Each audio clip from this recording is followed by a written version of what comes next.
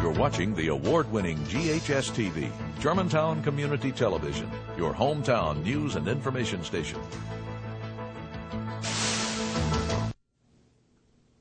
Welcome back. With us now is CPA Gus Wilson. We're talking about tax preparation. Before the break, Gus, we had gotten through parts of the home buyer's tax credit. I guess it's basically broken into 3 different segments depending on when you purchased your house or when you signed a contract for it. And we had just gotten into that last segment there that was from 11/9/09 to May 1 of 2010. Right. And once again, you'll have to excuse me from reading from the list, but this is very complex. Most of this information is available, and we'll get into the meat, the stuff you really need to watch out for here in a second, but let's just burn through this one real fast. The change between, 11/9/09 to 11/10/09 was that the phase-outs changed. So essentially you can make more money and still qualify for the credit.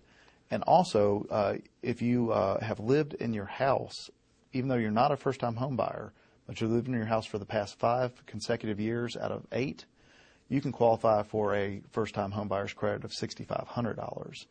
And the neat thing about this one is that, it's you could see, it could affect a lot of different people, but it doesn't have to be, you don't have to sell your old house, I guess. The new house has to be a primary residence, but if you're planning on retiring and moving to Florida and you wanted to keep your home up here for the kids or for a rental property, you could, in essence, buy a new primary residence, qualify for the $6,500, and still retain your old primary residence. And so there's some really neat things, and more people will qualify for this credit than you think. There's people who've had their first starter home and lived there for 5 years, people who are retiring, people who are transitioning from one job to the next in a different city and who are moving. So it's a pretty big deal, and it's really it's pretty business savvy too. It's going to hopefully drive a lot of home sales and make everyone a lot of money. So what sort of proof do you have to have for that 5-year residency period? Right. I know you and I talked about this for a while.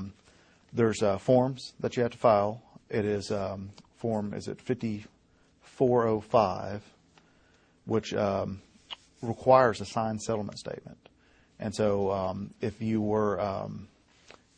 haven't moved in, like we talked about, if you had a signed contract but hadn't moved in, they would need the sales contract. Or if you were having the house built, you would need a certificate of occupancy. So there are lots of ways that you have to prove that you are moving into this house and that you own it. Likewise, for the people who are qualifying for the $6,500 credit, they not only have to provide that proof, but they also have to provide proof that they lived in their past residence for those 5 consecutive years, either through tax records, insurance records, or some kind of form. And there's an additional form that they will have to file as well.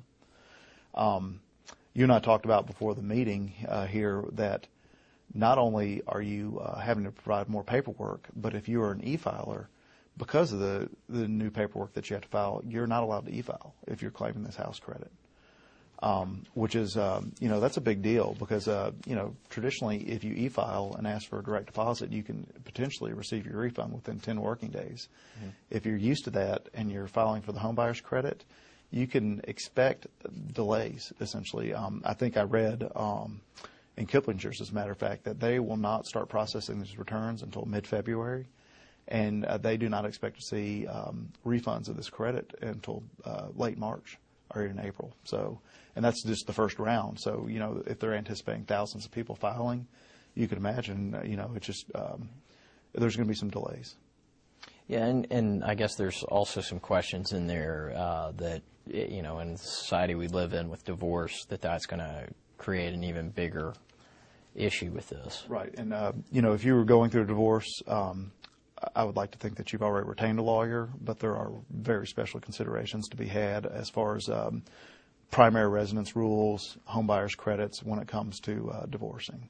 Well, and I think one thing that I see a lot of times in the marriage dissolution agreements are that, this attorney is not giving tax advice, but it would be wise, if we've got any attorneys that are out there listening, that they go and grab a CPA and specifically ask questions about that home buyer's tax credit, because that could get them in a whole, their clients in a whole mess of trouble. That's true, and I would think that the lawyer would be in discussion with the CPA or the tax preparer anyway, and so he could probably ask those pertinent questions at that time, or just a basic meeting to cover this. And it's like everything else, tax code and law stuff. It's really hard to go in unprepared, and it's always good to ask someone's advice or retain someone to help you with it.